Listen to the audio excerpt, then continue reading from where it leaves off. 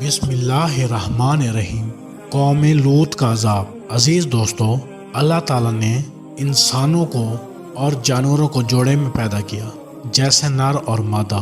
انسانوں میں مرد اور عورت بنایا تاکہ وہ دونوں ایک دوسرے کے جائز طریقے سے خوشی دے سکیں۔ لوط علیہ السلام ابراہیم علیہ السلام کے زمانے کے نبی تھے۔ آپ ابراہیم علیہ السلام کے بھتیجے تھے۔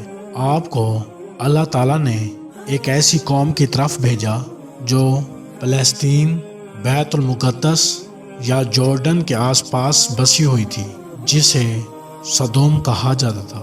یہ سرزمین سرسبز اور شاداب تھی، اور یہاں پر ہر طرح کے اناج اور فروٹ کی کثرت تھی۔ دوستو، آپ کو بتانے جا رہا ہوں لوط علیہ السلام کی قوم کا گناہ۔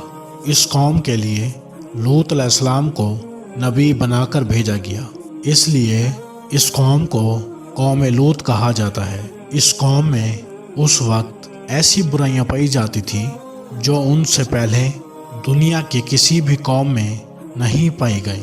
اس قوم کے مرد اپنی نفسیاتی خواہش کو پوری کرنے کے لیے مردوں کے پاس جاتے تھے، اور یہ بے حیائی اور برائی اتنی عام ہو گئی کہ وہ اپنے اس برے کام کو برا نہیں سمجھتے تھے، بلکہ اس پر فخر کیا کرتے تھے۔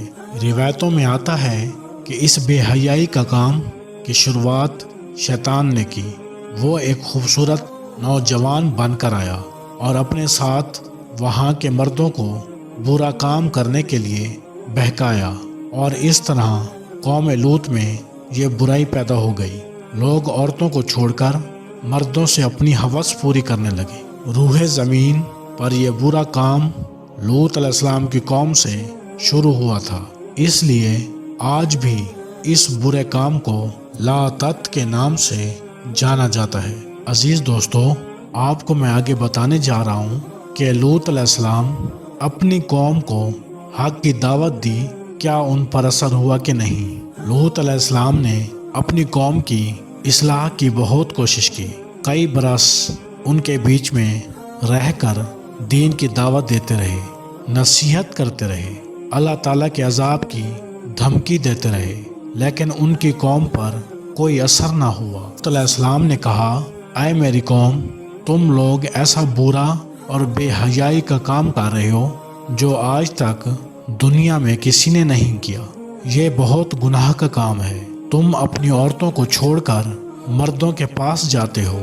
اگر تم اپنے اس برے کام سے باز نہ آئے تو مجھے ڈر ہے کہ ایک دن تم پر اللہ تعالیٰ کا عذاب آ گرے گا۔ میں تم سے اپنے اجر دعوت حق دینے کی کوئی قیمت نہیں مانگتا۔ میرا اجر تو میرے رب کے پاس ہے جو سارے دنیا کا مالک ہے۔ اس پر ان کی قوم کے جو دولت مند امیر سردار تھے، انہوں نے کہا، ہمیں نصیحت مت کرو، بڑے پاک صاف بندے ہو۔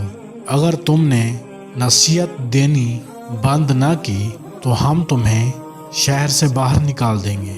لوط علیہ السلام کی نصیحتوں کا جواب ان کی قوم پر اثر نہ ہوا، سوائے تھوڑے سے لوگوں کے جو ایمان لائے۔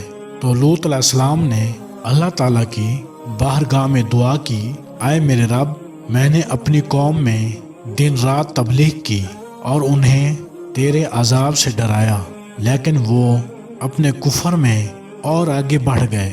اے میرے رب، اب یہ ایمان نہیں لانے